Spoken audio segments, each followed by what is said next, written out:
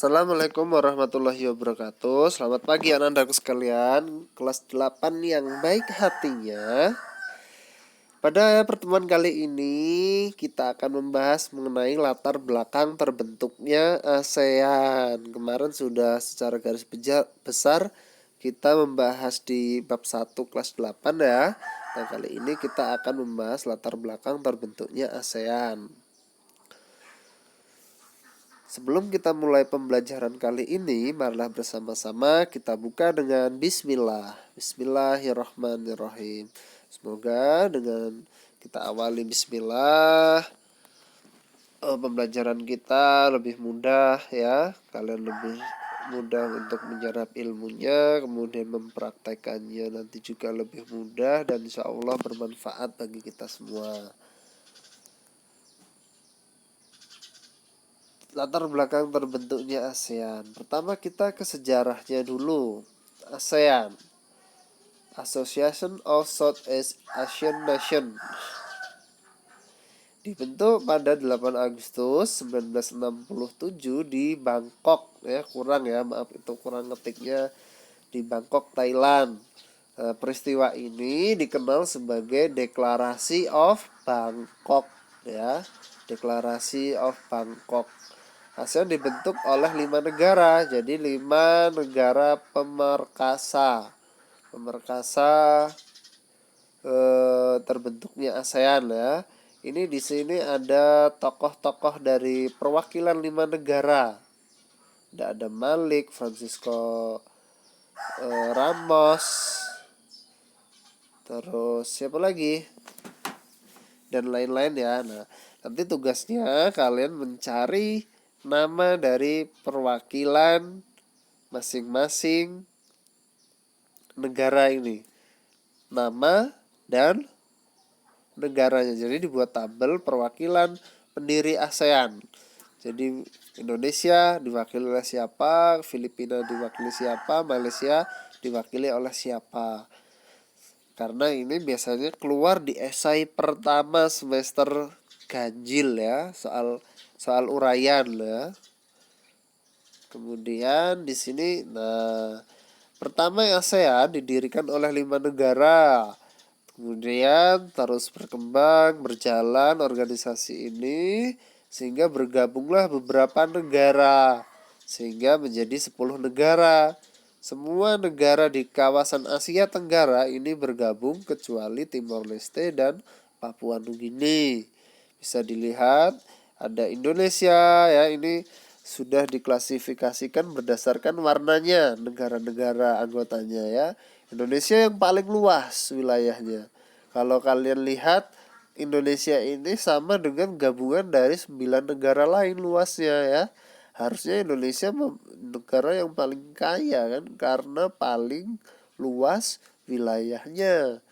Ya, di sini ada Indonesia, kemudian ada Brunei, ada Malaysia, ada Singapura, Kamboja, Thailand, Filipina, Vietnam, Laos, Myanmar. Yang tambahan dari 5 pendiri tadi adalah Myanmar, Laos, Vietnam, Kamboja, dan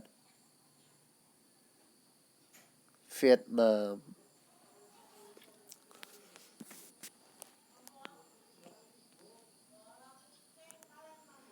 Ini negara-negaranya Indonesia kemarin sudah ya. Indonesia. Kemudian tugas kedua, kalian membuat tabel, nanti dibuat dibuat nama negara dan bentuk pemerintahan. Indonesia, kemudian Malaysia ya, Thailand, Filipina. Kemarin ini sudah disampaikan di materi pertama, ini sekaligus mereview saja. Singapura, kemudian Laos, Brunei, Kamboja, Myanmar ya. Di sini ada Vietnam. Kemudian apa yang melatar belakangi terbentuknya ASEAN? Kira-kira apa yang melatar belakangi terbentuknya ASEAN? Latar belakang berdirinya ASEAN, yang pertama adanya kesadaran akan perlunya solidaritas dan kerjasama, ya. Adanya kesadaran dan perlunya solidaritas dan kerjasama. Kemudian ada juga persamaan sejarah, pernah dijajah. Jadi seluruh negara yang ada di Asia Tenggara sebelum merdeka dulu mereka pernah dijajah, ya, kecuali Thailand. Semua negara di Asia Tenggara pernah dijajah oleh bangsa Eropa kecuali Thailand.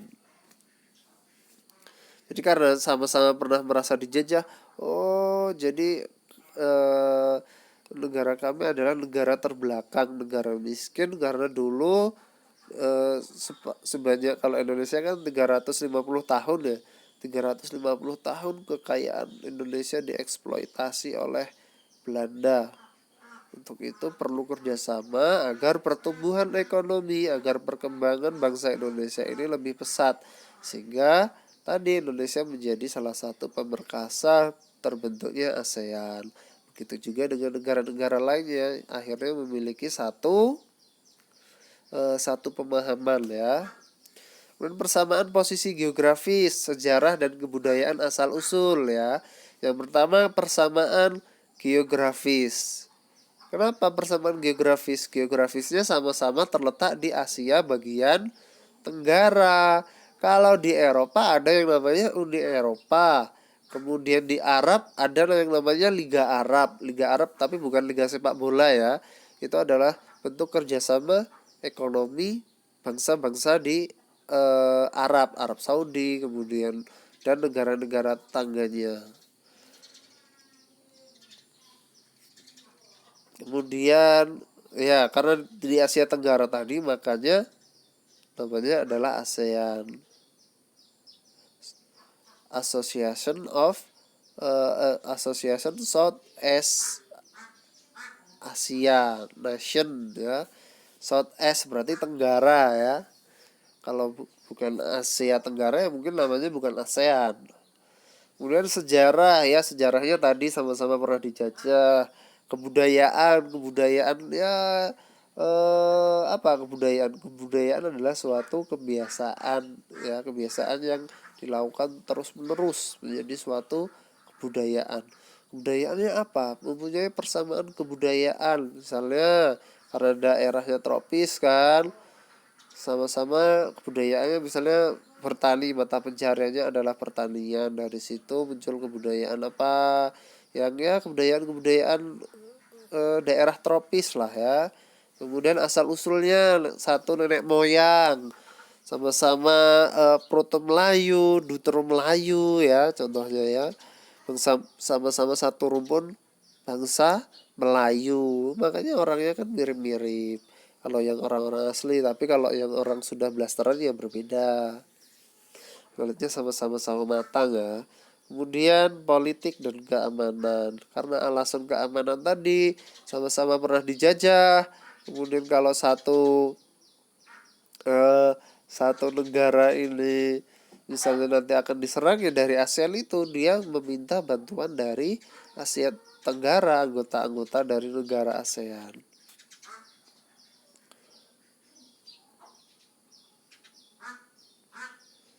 Nah, ini tugasnya. Jadi yang tadi saya sebutkan, nama negara nanti diisi, ya. Nama negara, kemudian ibu kotanya apa, bentuk pemerintahannya apa, mata uangnya apa. Dari 10 negara yang tergabung ke dalam ASEAN.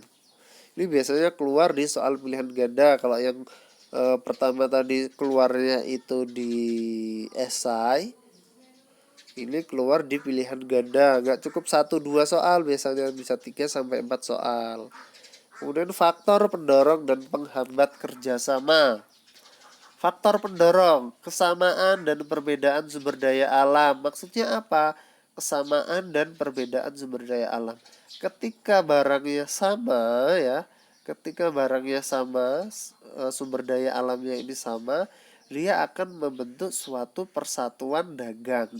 Jadi agar tidak saya mau jual lebih murah supaya cepat laku gitu. Kemudian pembelinya itu, karena sudah tahu ada yang menurunkan harga, dia tanya lagi ke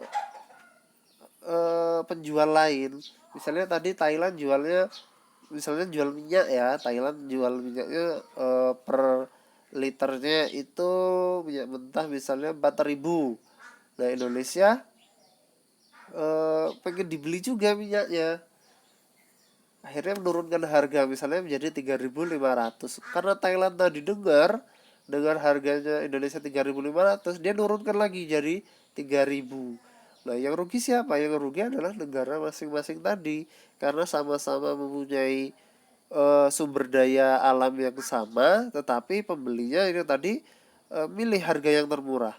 Nah untuk menghindari kerugian yang seperti itu tadi, akhirnya membuatlah organisasi tadi menentukan harga pasar dari minyak mentah di Asia Tenggara. Misalnya 4.000 ya semuanya, mau itu Indonesia, Thailand, Malaysia, Laos, Singapura, menjualnya dengan harga yang sama supaya tidak ada yang saling menjatuhkan ya. Saling menjatuhkan, sama-sama rugi juga, jualnya lebih murah dapat uangnya lebih sedikit. Kemudian ada perbedaan sumber daya alam. Perbedaan sumber daya alam kok bisa menjadi pendorong kerjasama. Kenapa kok seperti itu? Karena ya misalnya nih, Indonesia menghasilkan apa yang khas punyanya Indonesia misalnya ya, misalnya beras. Kemudian Singapura itu kan dia terkenal akan industrinya, misalnya dia bisa memproduksi, bisa mengolah minyak mentah menjadi minyak siap pakai ya, minyak bumi ya. Kemudian si Singapura beli berasnya di Indonesia, kemudian Indonesia beli minyak siap pakainya dari Singapura tadi, saling beli, dia tukar-tukaran barang dengan nilai yang sudah ditentukan seperti itu. Karena satu negara itu sangat jarang satu negara bisa memproduksi semua barang yang dibutuhkan oleh penduduknya, seperti mobil, minyak, kemudian bahan pangan, itu sangat-sangat jarang. Sangat jarang satu negara bisa menghasilkan seluruh produk yang dibutuhkan oleh negaranya, sehingga membutuhkan kerjasama. Contoh kecilnya, nggak usah Asia Tenggara ya, dari suatu daerah saja mungkin kemarin sudah dijelaskan di perbedaan ruang ya, dan interaksi antar ruang. Kita memproduksi beras, pagar alam ataupun pagar alam memproduksi teh. Kita mau ngeteh, apakah kita harus nanam dulu pohon tehnya, sementara pohon teh itu hidup dengan baik di cuaca yang dingin, di daerah yang bersuhu dingin, seperti di pagar alam contohnya. Ketika di tempat kita pohon teh itu bisa hidup, tetapi dia tidak maksimal, malah kita ketika menanamnya itu akan merugi. Yang lahan tadi ketika ditanami dengan tanaman lain bisa berbuah maksimal, tapi ketika dengan teh itu hasilnya menurun. Maka kita cukup, daerah kita terkenal dengan padinya, kita menanam padi eh, dengan baik, kemudian hasilnya nanti luar biasa, kita kirim ke mana, ke daerah lain atau ke pagar alam lah. Pagar alam nggak bisa nanam padi ya, nggak bisa nanam padi daerah dataran tinggi, daerah pegunungan seperti itu.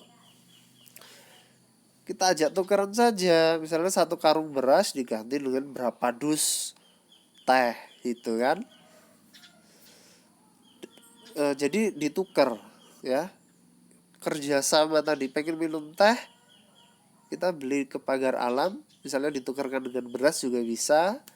Itu gambaran kasarnya ya, pokoknya seperti itu ya. Masing-masing daerah mempunyai keunggulan sendiri, perbedaan sumber daya alamnya tadi, sehingga semuanya bisa tercukupi ketika terjadi kerjasama. Kemudian kesamaan dan perbedaan wilayah, kesamaannya jelas, sama-sama terletak di Asia Tenggara. Perbedaan wilayah, karena adanya perbedaan wilayah tadi akan menjadi perbedaan karakteristik mata pencaharian, kemudian bergerak di bidang ekonominya, bidang ekonomi apa, apakah ekonomi pertanian, perindustrian, ya tadi sudah juga ya. Kemudian adanya persamaan senasib, sama-sama pernah dijajah oleh bangsa Barat, kecuali Thailand tadi. Untuk bisa bangkit dengan cepat harus dilakukan bersama-sama, kata pendirinya tadi ya. Kemudian di sini ada faktor penghambatnya. Yang pertama adalah perbedaan ideologi. Satu, tadi kalau kalian sudah mengisinya, ada yang negara komunis ada di Asia Tenggara, ada 2 atau 3 ya. Kemudian negara republik, ada persemakmuran juga, ada kesultanan juga, ada perbedaan ideologinya. Kemudian konflik dan peperangan. Contohnya ketika Malaysia dan Indonesia ini terjadi konflik, maka perdagangan di antara kedua negara ini akan dihentikan, diboikot ya, diblokir. Barang-barang yang dari Malaysia tidak diizinkan masuk ke Indonesia. Begitu juga barang-barang yang dari Indonesia tidak diizinkan masuk ke Malaysia. Nah, kegiatan seperti inilah, karena adanya konflik dan peperangan seperti inilah yang mengakibatkan penghambat, yang menjadi faktor penghambat dari kerjasama antar negara ini tadi, antar negara ASEAN. Kemudian kebijakan protektif. Kebijakan protektif maksudnya apa? Kebijakan protektif berarti perlindungan. Jadi kebijakan untuk melindungi sesuatu. Misalnya Indonesia mempunyai petani ya, mayoritasnya meskipun sudah banyak industri tapi masih banyak pertanian. Jadi petani-petani Indonesia itu menanam padi, kemudian kedelai ya. Itu dulu lah, padi dan kedelai. Dari padi sendiri, ini di Asia Tenggara ini yang paling terkenal dengan padinya adalah Thailand. Selain Indonesia ada Thailand dan Vietnam.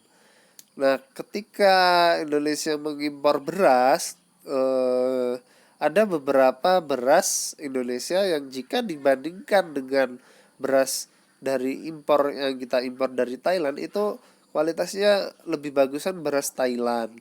Kemudian harga produksi mereka lebih murah. Jadi harganya lebih murah dibandingkan beras petani Indonesia.